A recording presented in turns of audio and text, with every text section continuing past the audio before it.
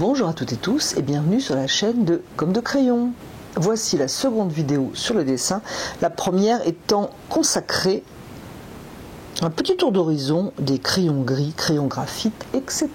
Je vous mettrai, si ça vous intéresse, le lien quelque part par ici. Je vais me concentrer aujourd'hui sur le dessin préparatoire d'un objet. J'ai pour cela choisi un vase. Voilà. Un vase à peu près comme ça, que je ne pourrais pas mettre en même temps que la feuille à dessin à l'image. Donc, je vais peut-être vous mettre en photo, mais en fait, je ne pourrais pas. Voilà, mettre les deux. C'est juste pour vous montrer comment commencer le dessin et surtout comment tenir son crayon. Donc, le dessin de ce pot, par exemple, que ce soit pour une future aquarelle, que ce soit pour une peinture à l'huile ou que ce soit pour faire un dessin, eh bien, le principe sera le même.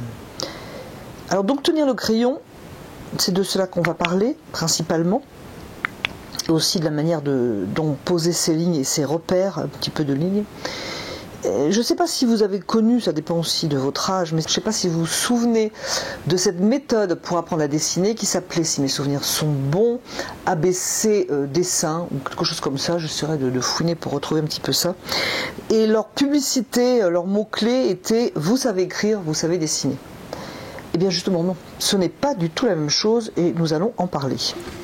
Si vous aimez avoir un dessin bien précis du premier coup, c'est-à-dire je fais un trait et je veux qu'il soit parfait et qu'il corresponde parfaitement à mon pot, alors accrochez-vous, détendez-vous parce que ça ne va pas vous plaire. Alors tenir son crayon, lorsque l'on écrit, on tient son crayon assez près de la mine, de manière à avoir un tracé précis pour écrire quelque chose. On a donc sa main très près. Ce qui va convenir d'ailleurs pour, en fin de dessin, faire un trait assez précis. Mais lorsque l'on commence à dessiner, lorsque l'on dessine, il faut tenir son crayon. Alors, il y a certainement plusieurs manières de tenir son crayon, mais il faut le tenir beaucoup plus loin de la mine par rapport au fait de tenir un crayon pour écrire, beaucoup plus loin, et le tenir moins fermement. Pourquoi ? Pour avoir un trait beaucoup plus souple. Et un trait, à l'inverse, donc, il ne soit pas raide. C'est une chose très importante. Il est important aussi, à mon sens, je sais que beaucoup ont du mal avec ça, mais à surélever son bloc légèrement, je l'ai surélevé je l'ai surélevé à peu près de ça. Ça vous évite de déformer votre dessin par un effet en fait tout simplement de perspective. Et puis quand on a l'habitude, eh bien on a vraiment beaucoup de mal à dessiner autrement. Alors j'ai mon pot, j'ai un pot devant les yeux, je veux le dessiner. Je vais commencer par ce que beaucoup de personnes font pour pouvoir peut-être expliquer plus facilement. J'ai donc vu des coups de crayon qui commencent vraiment très appliqués, donc on tient le crayon bien droit, on appuie d'ailleurs bien dessus parce qu'on voudrait voir notre trait, donc on veut par exemple faire ce côté du pot, donc ce que je vois quand je l'ai devant moi, et on veut le faire bien, donc on va bien dessiner ça, et on s'applique, on veut que ça soit parfait du premier coup. C'est-à-dire que c'est difficile de gommer, c'est difficile de revenir en arrière. Et si jamais le trait, par exemple, voilà, j'ai posé un trait qui n'est pas bien, ben vite, on gomme pour pouvoir refaire mon trait que je veux parfait. Donc là, ici, je vais bien m'appliquer en tenant bien mon crayon pour faire tout de suite mon trait comme il faut. Et souvent, mais là c'est un autre sujet, quand j'arrive de l'autre côté, j'ai du mal à faire voilà, l'autre côté identique, du moins convenant à ma partie gauche. Pareil pour en haut, voilà, je tiens bien mon crayon et j'essaye que ce soit parfait. Et là, voilà, ça ne va pas, alors vite je gomme, vite je rectifie.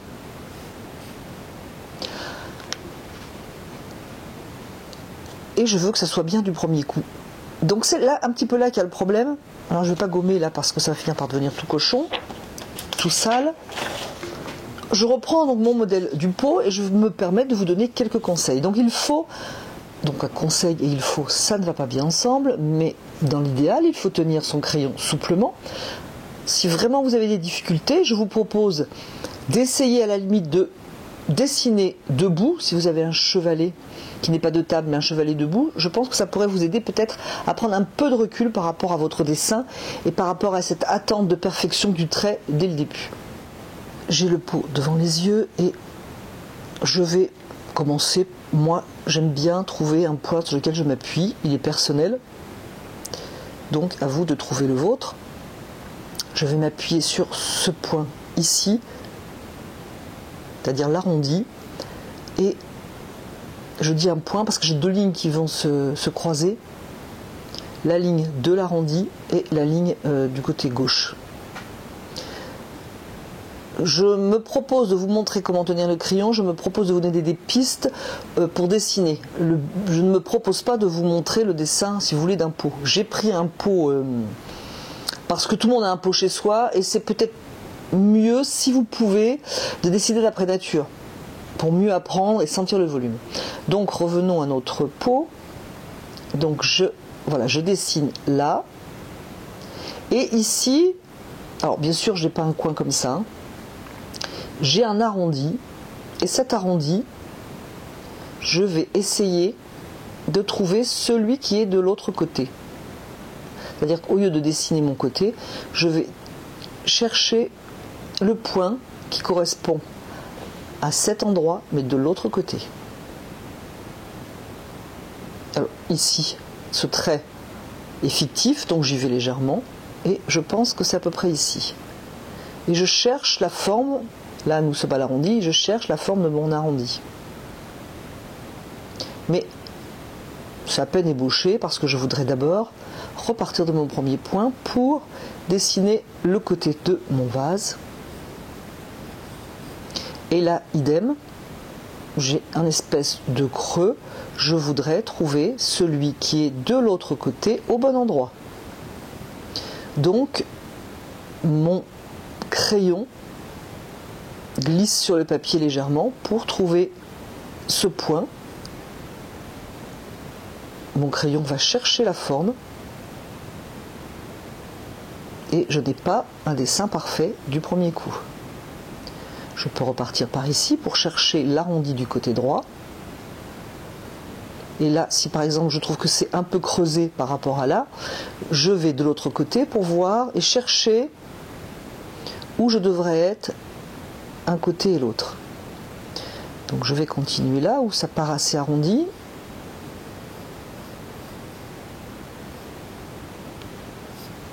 Ici j'ai une forme alors assez ronde. La manière dont j'ai passé mon pot, ça paraît plus rond ici que de l'autre côté. C'est une question de jeu de lumière. Je ne crois pas que ce soit vraiment la réalité. C'est plutôt une histoire d'ombre. Vous voyez, donc j'ai quelque chose qui est très rond ici, qui l'est moins là. Donc je vais, au lieu de gommer rapidement, je vais continuer de chercher mes formes. J'espère que vous verrez assez, mais si j'appuie fort, je ne vais pas vous montrer comment il faut faire en fait. Donc je vais essayer au montage de vous forcer les contrastes plutôt. Je vais donc résumer ce que j'ai voulu vous montrer donc dans cette vidéo sur le dessin. Donc je vous ai montré l'intérêt de tenir souplement son crayon, c'est-à-dire plus loin de la mine, de manière à avoir une souplesse dans le tracé et non pas une raideur. Tenue du crayon qui peut changer, c'est-à-dire s'approcher de la mine lorsque l'on va dessiner quelque chose de plus précis. Je vous ai montré une manière de dessiner, c'est-à-dire on survole le papier, on fait glisser la mine sur le papier de manière à chercher une ligne, de manière à chercher une forme, et on passe d'un point à l'autre pour vérifier si l'on est au bon endroit par rapport à un point donné. Alors on ne s'en rend peut-être pas compte là sur le dessin, mais c'est aussi une manière de voir si cette ligne est bien positionnée par exemple par rapport à l'autre. J'ai tenté aussi de vous convaincre de ne pas sauter sur la gomme trop rapidement, c'est-à-dire que si vous avez un mauvais trait, par exemple ici, même si c'est très exagéré. Imaginons que j'ai fait le trait trop loin, je ne le gomme pas, je le garde. C'est une manière de me dire, bon, attention, ce trait n'est pas bon. Ça me permet de corriger mon trait plus facilement que si j'avais gommé immédiatement. Alors si votre dessin est destiné, cette première ébauche est destinée à faire un dessin, eh bien on continue à faire son dessin, tout simplement, et puis les traits qui vont gêner, on les gommera après. Si cette ébauche est faite par exemple pour faire une aquarelle, eh bien vous gommez les traits que vous n'aimez pas, et puis vous pouvez faire votre aquarelle. Il est possible, surtout dans un dessin assez compliqué, que le dessin soit trop sale pour faire une aquarelle, par exemple. Eh bien vous pouvez, si le gommage ne vous satisfait pas, vous pouvez prendre une tablette lumineuse pour recopier votre propre dessin.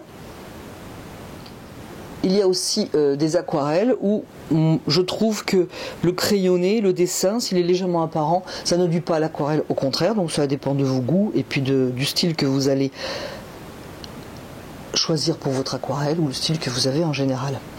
Cette seconde vidéo sur le dessin est terminée. Alors n'hésitez pas à me dire en commentaire si vous aimez ce genre de vidéo, si cela vous aide pour dessiner, si vous avez des attentes particulières en matière de dessin et si cela vous a plu. Je vous remercie d'avoir regardé, écouté cette vidéo et je vous dis à bientôt sur la chaîne de Gomme de Crayon.